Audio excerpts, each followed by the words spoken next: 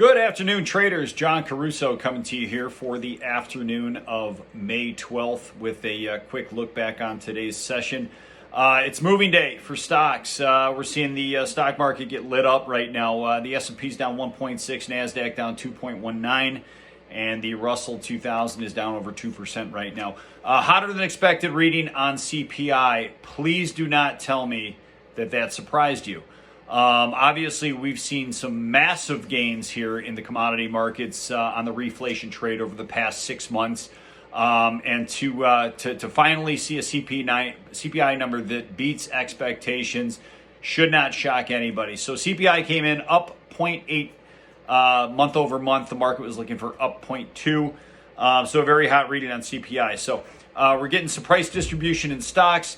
At this juncture, you probably want to expect a move in the S&P down to around the 40-30 level. If 40-30 cannot hold, then I'd be looking for about 39.86 on the downside. That pretty much wipes out all of April's gains in the S&P 500. We are seeing the NASDAQ take out all of April's gains on the downside right now. Clearly, tech is the weakest. Tech tends to underperform in a rising interest rate environment, and that's precisely what we're seeing here today.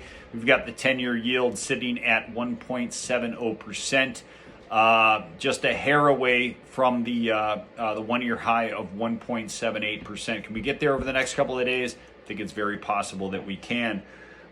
Taking a look at the dollar. Dollar's catching a bid, obviously, on a flight to safety trade. That's the only flight to safety trade we're seeing on the board right now. Up dollar. And we're seeing deleveraging in just about everything else. Gold down $15. You've got energy actually holding their own right now, but we are starting to see some weakness bleed into the market into the end of the day. For the better part of the day, crude oil was trading up over 1%, along with its derivatives, gasoline and heating oil, of course. The one market holding its own right now is natural gas. This is one we've been talking about for a while now. Natural gas is reclaiming the $3 level. That's up over 1% on the session, trading at $3.03. We think natural gas is going to reach $3.10 to $3.20, somewhere up in that zone here in the next 1 or 2 weeks. So keep that on the radar. Natural gas on the long side is one of our favorites. We're not seeing too much more deleveraging hit other markets. We do have corn prices down 1%. Soybeans are still up 1% on the day.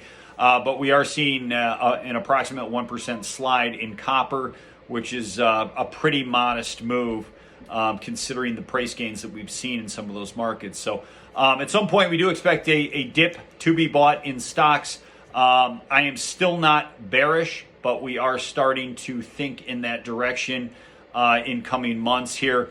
We do expect some bottom feeders to come in, try to bid the market up over the next couple of weeks. And that could present a much better shorting opportunity as we move deeper into June and in July, when we think a bigger correction in the market is likely to come. So that's all I have for you. Good luck out there. If you have any questions, feel free to reach out anytime. Take care.